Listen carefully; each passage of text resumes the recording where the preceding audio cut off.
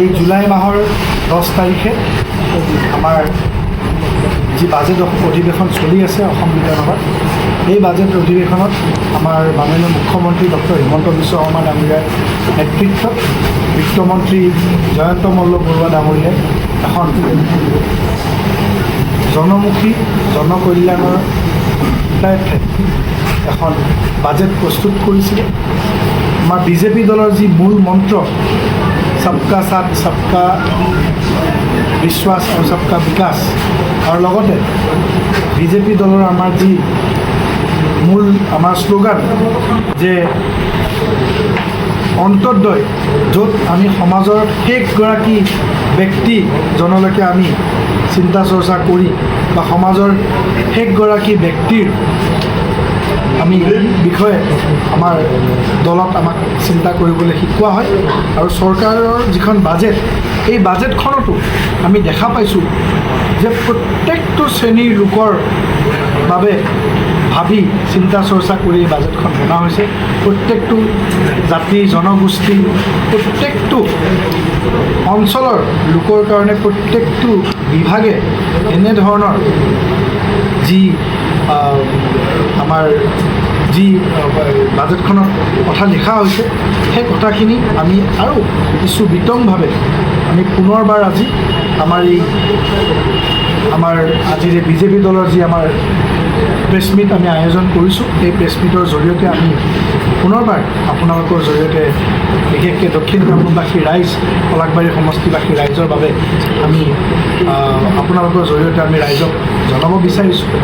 আমি সকলোৱে জানো যে ডক্টৰ ভূপেন হাজৰিকা তেওঁৰ শতবাৰ্ষিক জন্ম জয়ন্তী উপলক্ষে অসম চৰকাৰে বিভিন্ন কাম হাতত লৈছে, আৰু সেই শতবাৰ্ষিকীৰ লগত সংগতি ৰাখি বাজেট আৰম্ভণিৰ আগত মানুহে মানুহৰ বাবে যি তেখেতৰ বহু চৰ্চিত গান, সেই গানটোৰ লাইনটো যোগ কৰি বা মানুহে মানুহৰ বাবে বুলি সেই যিটো আমাৰ গান, সেই গানটোৰ লাইনটো এড কৰি আমাৰ বাজেটৰ বিভিন্ন কথা আৰম্ভণি কৰা হৈছে।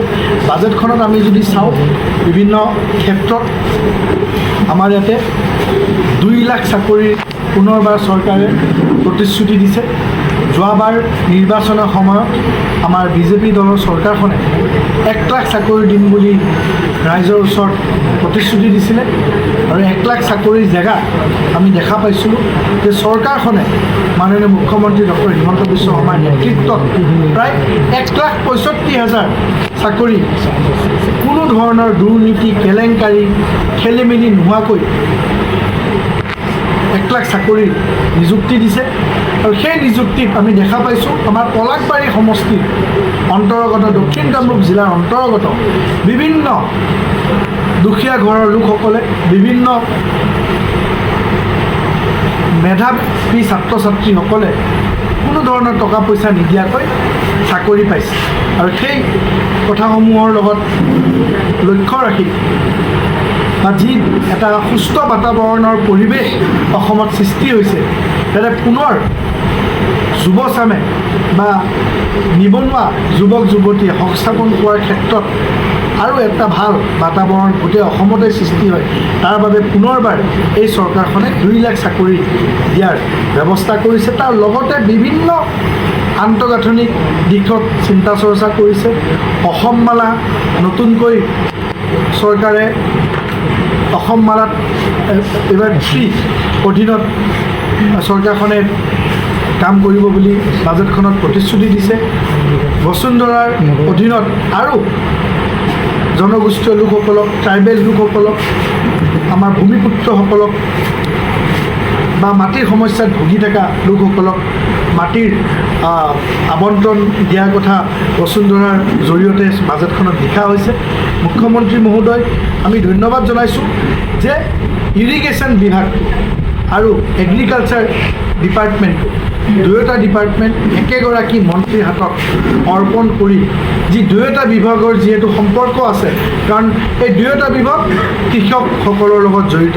আৰু কৃষকসকলে আমি সকলোৱে জানো, আমি বিভিন্ন সময়ত কওঁ যে আমাৰ কৃষক বন্ধুসকল আমাৰ সমাজখনৰ অন্নদাতা, আৰু তেওঁলোকে যদি খেতি নকৰে আমি খাবলৈ নাপাম, আমি অন্ন নাপাম। সেইবাবেও এই দুয়োটা বিভাগকে একেগৰাকী মন্ত্ৰীৰ হাতত গোটাই যি বিভাগৰ মাজত যিটো কোঅৰ্ডিনেশ্যন বা দুয়োটা বিভাগৰ মাজত গেপৰ কাৰণে যি কৃষকসকলৰ যিখিনি সমস্যাৰ সন্মুখীন হৈছিলে, সেই সমস্যাখিনি দূৰ কৰিবৰ কাৰণে এই বিভাগটো তেওঁলোকে মুখ্যমন্ত্ৰী মহোদয়ৰ নেতৃত্বত এগৰাকী মন্ত্ৰীক দিয়াৰ সিদ্ধান্তৰ লগতে এই দুয়োটা বিভাগতে বিভিন্ন উন্নয়নমূলক আঁচনিসমূহৰ কথা উল্লেখ কৰা হৈছে। টাউনশ্বিপৰ যিটো আন্দোলন সেইটো দুটা ক্ষেত্ৰত হৈ আছে। এক হৈ গ'ল বাওঁপন্থী ব্যক্তি, এক হৈ গ'ল কংগ্ৰেছীখিনি, চিধাই কৈছোঁ। 2 নম্বৰ হৈ গ'ল বিজেপি বিৰোধীখিনি, যিয়ে অসমৰ উন্নয়ন হোৱাটো নিবিচাৰে। কাৰণ অসমৰ উন্নয়ন হ'লে কাৰ নাম হ'ব? মাননীয় মুখ্যমন্ত্ৰী ডক্টৰ হিমন্ত বিশ্ব শৰ্মাৰ নাম হ'ব, বিজেপিৰ নাম হ'ব। ঠিক আছে, যে উচ্ছেদ য'ত হৈ আছে, উচ্ছেদ ক'ত হৈ আছে? য'ত ট্ৰাইবেল বেল্ট এণ্ড ব্লকৰ, য'ত ট্ৰাইবেল মানুহ বাদ দি কিছু তাতে মাটি নল'বলগীয়া মানুহে বা যাৰ মাটি লোৱা অধিকাৰ নাই, সেই জেগাত উচ্ছেদ হৈ আছে। এক ঘৰতো ট্ৰাইবেল ব্যক্তি উচ্ছেদ নহয়, 4গৰাকী অসমীয়া ব্যক্তি যাৰ তাতে মাটি যাব বা তেওঁলোকৰ উচ্ছেদ হয় একোৱাই হ'ব, তেওঁলোকে ক্ষতিপূৰণ পাব। যাৰ যাৰ কাগজ আছে সকলোৱে ক্ষতিপূৰণ পাব। আৰু ইলিগেলি আপুনি থাকিব পাৰিবনে? মই থাকিব পাৰিম চৰকাৰী মাটি। ইলিগেলটো আপুনিও নোৱাৰে, ময়ো নোৱাৰোঁ। ইলিগেল যি আছে সেইটোতো উচ্ছেদ হ'বই। সেইটো আপোনাৰো কৰি লাভ নাই, ময়ো কৰি লাভ নাই। ভাৰতীয় জনতা পাৰ্টীৰ নেতৃত্বত মিত্ৰজোঁট বহুতে বিভিন্ন ধৰণৰ কথা কৈছে, কিন্তু আপোনালোকে বাজেটখনক দেখিব যে সংখ্যালঘু কল্যাণ আৰু উন্নয়ন বিভাগ সৰ্বাংগীন বিকাশ সাধন, এটি কিন্তু অসমৰ জনসাধাৰণৰ কাৰণে বৰ গুৰুত্বপূৰ্ণ। এই বিকাশে হাজাৰ হাজাৰ সংখ্যালঘু শিক্ষাৰ্থী জলপানী প্ৰদানৰে সহায় আগবঢ়াইছে। PMJBK আৰু ৰাজ্যিক আঁচনিসমূহৰ জৰিয়তে সংখ্যালঘু অধ্যুষিত চহৰ এলেকাসমূহ আন্তঃগাঁথনি আৰু সামৰিক উন্নয়নমূলক প্ৰকল্পসমূহ ৰূপায়ণ কৰা হৈছে। ডক্টৰ হিমন্ত বিশ্ব শৰ্মা ডাঙৰীয়াৰ নেতৃত্বত তেওঁৰ যি চিন্তাধাৰা যে অসমৰ সকলো জাতি জনগোষ্ঠী ধৰ্মকে আগুৱাই লৈ যোৱা, আজি এই বাজেটখনক সংখ্যালঘু কল্যাণ আৰু উন্নয়ন বিভাগ সৰ্বাংগীন বিকাশৰ কাৰণে যিখিনি বাজেটত ধৰা হৈছে, সঁচাকৈ অসমৰ জনসাধাৰণৰ কাৰণে এটা ভাল দিশ। আৰু এটা কথা হৈছে কি যে আপোনালোকে চাব, মহিলাসকলে যি কৰ্মৰত আছে, মাননীয় মুখ্যমন্ত্ৰী মহোদয়ে কি কৰিছে? 10টা হোষ্টেল নিৰ্মাণ কৰি যি মহিলা কৰ্মচাৰীসকল আছে তেওঁলোকে যেনে সুৰক্ষিতভাৱে ভালকৈ তেওঁলোকে নিজৰ দায়িত্ব পালন কৰিব পাৰে, 10টা হোষ্টেল নিৰ্মাণ কৰাৰ কাৰণে ইতিমধ্যে কাম সম্পূৰ্ণ হোৱাৰ দৰে হৈছে। আৰু এটা কথা আপোনালোকে চাওক যে অসম আদৰ্শ গ্ৰাম্য যোজনা আঁচনিৰ অধীনত ৰাজ্যৰ 72খন নিৰ্বাচিত গাঁৱৰ সামগ্ৰী উন্নয়নৰ উদ্দেশ্যে বিভিন্ন উন্নয়নমূলক আঁচনি ৰূপায়ণৰ বাবে 135 কোটি টকা মুকলি কৰা হৈছে। ইতিমধ্যে এটা সাংবাদিক বন্ধু সুধিছে পৰাগবাৰী, এই যিটো আদৰ্শ গ্ৰাম যোজনা আঁচনি, সেই পৰাগবাৰীটো কেইখনমান গাঁও থাকিব দিছে। সেইকাৰণে মই ভাবোঁ যে এই বাজেটখনে ধৰক স্বাস্থ্য, কৃষি আৰু শিক্ষা, এই 3টা বিভাগ আটাইতকৈ লাগতিয়াল। মানুহৰ জীৱনত প্ৰত্যেক মানুহে বিচাৰে যে স্বাস্থ্য বিভাগ, শিক্ষা বিভাগ আৰু কৃষি বিভাগ উন্নত হওক আৰু আমাৰ অসমখন 5খন ৰাজ্যৰ ভিতৰত থাকক। তাৰ কাৰণে এই বাজেটত সুন্দৰ কৰি স্বাস্থ্য বিভাগ ইতিমধ্যে বিধায়ক মহোদয়ে কৈছে, কৃষি বিভাগত বিভিন্ন ধৰণৰ আঁচনি কৈছে অলৰেডি।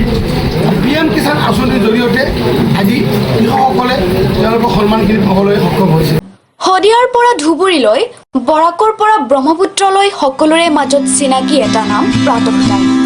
থলুৱা ভাষা, কৃষ্টি আৰু সত্য বাতৰিৰ আধাৰত প্ৰতিষ্ঠিত খবৰ প্ৰাতঃ টাইমৰ প্ৰতিটো বা বাতৰি পুংখানুপুংখভাৱে চাবলৈ Facebook, YouTube, website, Twitter, Instagram আৰু ব্লগাৰ পেজত লাইক আৰু